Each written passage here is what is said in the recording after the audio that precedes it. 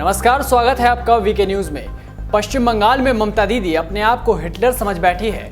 उन्हें लगता है कि भारतीय कानून और संविधान एक तरफ और बंगाल सरकार एक तरफ। तानाशाही शासन चलाने वाली ममता को इतना गुरूर हो गया कि वो बीजेपी से नफरत करते करते उन लोगों के विरुद्ध भी हो गई जो उनके खिलाफ बोले।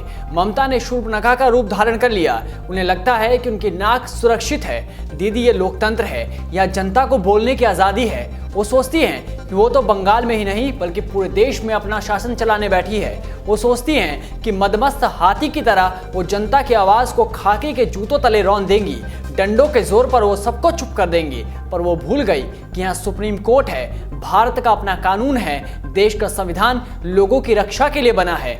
इस भूल को याद दिलाने के लिए सुप्रीम कोर्ट ने ममता सरकार को कड़ी फटकार लगाई। जस्टिस DY चंद्रचूड़ और इंदिरा बनर्जी की बेंच ने राज्य सरकार यानी ममता बनर्जी से कहा कि लाइन मत क्रॉस कीजिए, भारत को आज़ाद देश बने रहने दीजिए। यह हर व्यक्ति को बोलने की आज़ादी है और सुप्रीम कोर्ट के रूप में हम फ्री स्पीच की रक्षा करने के लिए हैं।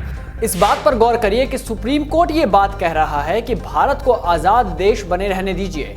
आपको पूरा मामला भी समझा देते हैं। दरअसल दिल्ली की रोशनी विश्वास ने एक आपत्तिजनक पोस्ट डाली।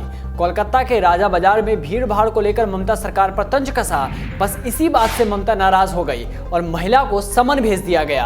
अब इसे तानाशाही ना कहें तो और क्या कहें। महिला को कहा गया कि उसे पुलिस के सामने पेश होना होगा, उसे गिरफ्तार नहीं किया जाएगा। वैसे अभी तक कई बीजेपी नेताओं की हत्या बंगाल में हो चुकी है, यानी अभी तक वो राज्य में उठने वाली आवाज़ को दबाने के लिए जानी जाती रही और अब वो पूरे देश में यही करने की सोच रही है। सुप्रीम कोर्ट ने फटकार लगाते हुए कहा कि यदि अन्य राज्यों की पुलिस भी इस तरह से आम लोगों को समन जारी करने लगे तो यह एक खतरनाक ट्रेंड बन जाएगा। ट्रेंड से याद आया, ऐसा ही कुछ महाराष्ट्र में भी देखने को मिला था जब एक पूर्व नेवी अधिकारी को शिवसेना के समर्थकों ने इसलिए मारा क्योंकि उसने उद्धव का एक कार्टून शेयर किया था। इस बात से शिव सैनिक झल्ला गए और तांडव करने लग गए। नागपुर से भी एक शख्स को इसलिए गिरफ्तार कर लिया गया क्योंकि उसने उद्धव का एक कार्टून वाला वीडियो शेयर किया था। यूट्यूबर व मॉडल साहिल चौधरी को भी मुंबई पुलिस ने फेसबुक पर महाराष्ट्र के मुख्यमंत्री उद्धव ठाकरे के पुत्र आदित्य ठाकरे की नकल करते हुए सुशांत राजपूत की हत्या करने संबंधी बातों का वीडियो पोस्ट किया था।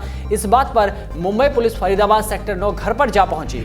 यानी इन नेताओं को अपनी बेइज्जती बिल्कुल पसंद नहीं। सुप्रीम कोर्ट का यह बयान उद्धव के लिए भी सबक हो सकता है, जो मनमर्जी से सरकार चलाने के चक्कर में संविधान को ताक पर रख देते हैं। ऐसे नेताओं पर आपकी क्या राय है, कमेंट बॉक्स में हमें जरूर बताएं। तब तक बने रहिए वीके न्यूज के साथ। नमस्कार।